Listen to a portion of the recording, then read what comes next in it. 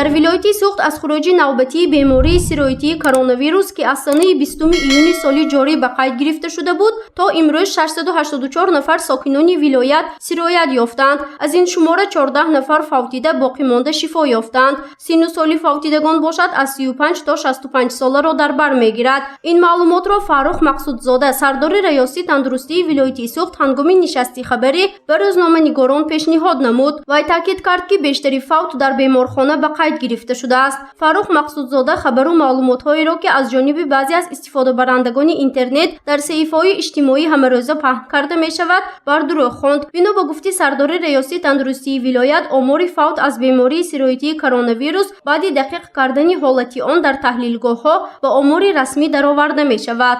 Айни замон дида истодаем ҳолатҳоро баъзи бемороне ки бемориҳои ҳамрадиф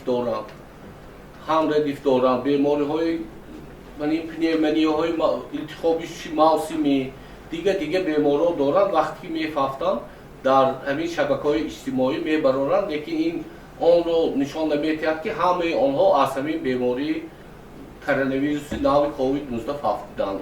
дар ҷумҳурии Тоҷикистон аз оғози хурӯҷи бемории сироятии COVID-19 ҳамагӣ 15219 нафар сироятёфтагон ба қайд гирифта шудааст. Аз санаи 20 июни соли ҷорӣ бошад то имрӯз дар ҷумҳурӣ 1911 нафар ба ҳамин беморӣ сироят ёфтаанд ки аз ин шумора 44 нафар фавтидаанд. Ба суоли хабарнигорон оиди хабару овозаҳои фавтидагон аз бемории сироятии коронавирус посух дода шуд ки то ҳол ягон ҳолати фавти духтурон маҳз аз ин беморӣ дар сатҳи вилоят ба қайд гирифта нашудааст. Таъкид гардид ки маҳз бо мақсади пешгирии хурӯҷи ин беморӣ байни табибон ба марҳилаи аввали ваксинатсия пурра кормандони соҳаи тиб ҷалб карда шуданд. мо аввал зиёда аз 5000 нафар кормандони соҳаи тибби шаҳри Хуҷанд, Бобоҷон Ғафуров, Спитамен, Ҷаббор Расуловро гузарондем ки мо мушоҳида карда истодаем ки илоҳо бемор нашавад, лекин дар ваи табибон ин беморӣ то ҳол ба қайд гирифта нашудааст. Бевосита он нафароне ки дар дарун дар ҳамун зонаи сурх кор мекунанд, ягон беморӣ ба қайд гирифта нашудааст айни замон.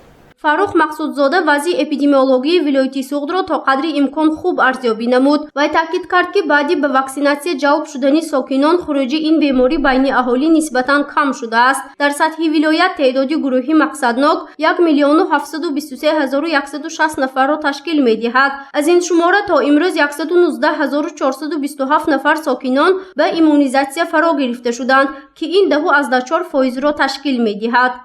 Санаи 27 ваксинаи Модернаро карданро сар кардем ки ин бевосита аллакай таъсири худашро нишон додааст. теъдоди пастшавии ҳамин беморӣ дар шаҳри Хуҷанд ва шаҳру ноҳияҳо ба назар расида истодааст ва ҳаминро ман қайд карда мехоҳам ки асосан ин беморӣ мана як ҳафта пеш аҳаму хурӯҷ гирифтагӣ ин шаҳри Хуҷанд буд, Бобоҷон Ғафуров, шаҳри Исфарас ва ноҳияи Спитамен.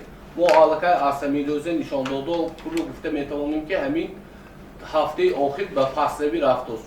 бино ба иттилои Раёсати тандурустии вилояти Суғд давоми 6 моҳи охир 57 нафар табибон аз вазифа сабукдӯш шуданд. Аз ин шумора 37 нафар ба Федератсияи Русия рафтанд, 12 нафар бо сабаби ба синни нафақа баромаданд, 2 нафар бо сабаби муайян намудани гурӯҳи дуюми маъюбӣ ва 4 нафар бо хоҳиши худ касбашонро тарк намуданд. Масъалаҳои дигари нишасти матбуотиро дар гузоришҳои минбаъда мавриди таҳлил қарор хоҳем дод.